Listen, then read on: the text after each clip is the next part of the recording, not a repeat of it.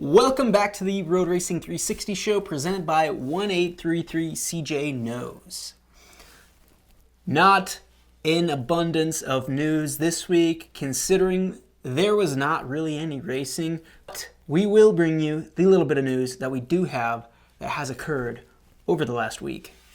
Big thank you to the show sponsor, 1833 CJ Knows Accident and Injury Law, for making this all possible. If you've been in an accident or wrongfully injured, call 1833 CJ Knows. They ride, they race, and they know the law. They will get you taken care of. 1833 CJ Knows.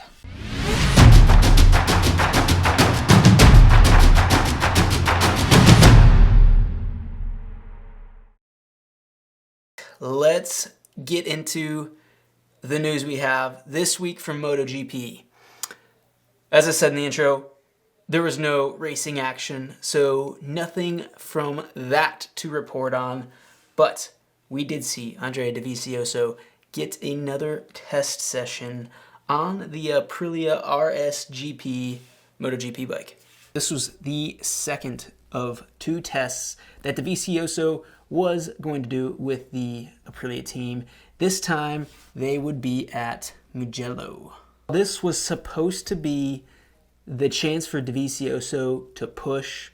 He'd already got acclimated with the bike, made the ergonomic changes that he wanted, and this was like stopwatch day. This is where he was going to get it going. But unfortunately, the weather had other plans because a cold and rainy test session did not allow that to happen over the 2 days at all.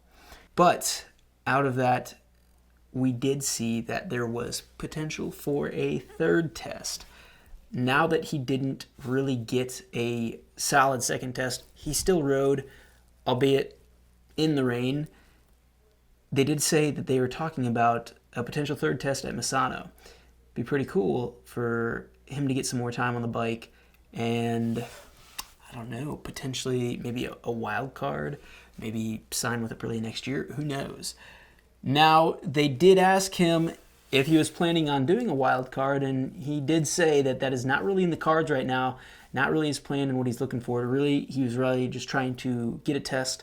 He hasn't had a chance to really push on this bike, so it's hard for him to make really any sort of plans for something like that, considering he doesn't know how this bike is when he is pushing 100%. He did not really also give any insight if this was going to be a potential landing spot for him for next race season, but one can assume that it's got to be going through both parties' minds if they're putting this time and effort into putting together these test sessions.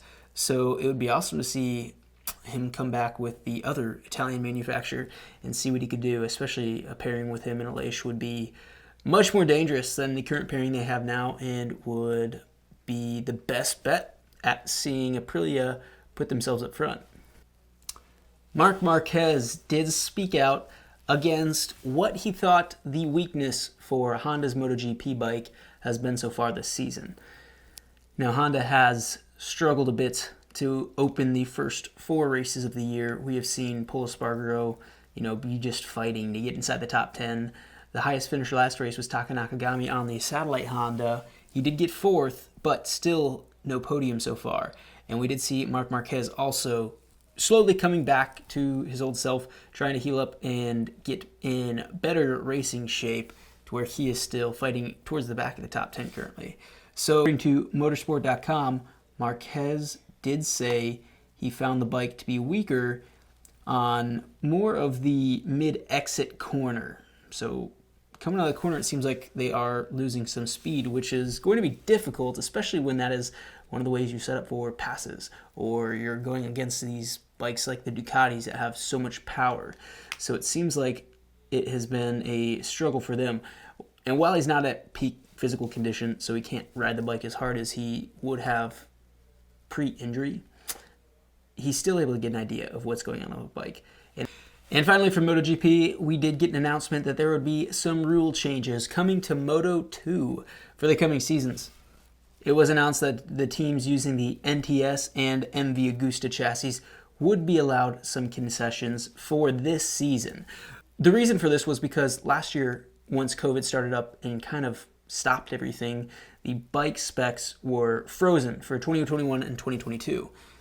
Because NTS and Via Gusto were using last year's bike at the beginning of 2020, when everything got frozen, they have still been using, older bikes, older technology. So the Racing Commission did allow NTS to use their 2020 front fender and main fairing design, which has not been seen yet, and Via Gusto would be allowed to use their 2020 front fender, main fairing, seat, and swing arm design.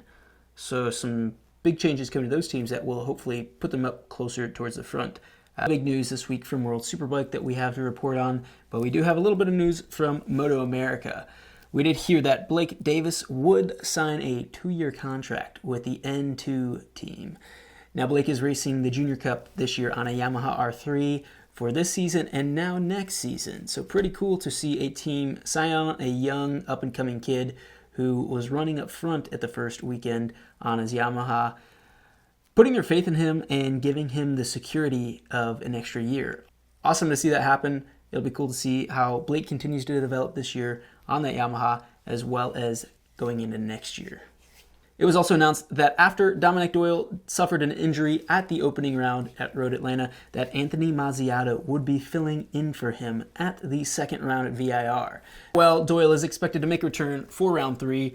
The Barcon Racing team was left without a rider for the ZX6R at VIR. Anthony is a guy that I've had the pleasure of racing against. He has not been in the Moto America paddock for the last couple of years, but is extremely talented, and I expect that he will hop on the bike and do pretty well on this outing with Barcon Racing. That is all we've got this week on the Road Racing 360 show, presented by 1833 CJ Knows. Now, another plug for the last video we just did. Check out a behind-the-scenes style video that we shot from the first round at Road Atlanta with myself and my entire Robum engineering team. Pretty drama-filled weekend. Pretty cool stuff there. Check that out. Please give us a like. Please share our videos. Subscribe. Do everything to support us. And we will keep on putting out some cool content. That is all we've got this week. Thank you guys for tuning in. We'll see you next time.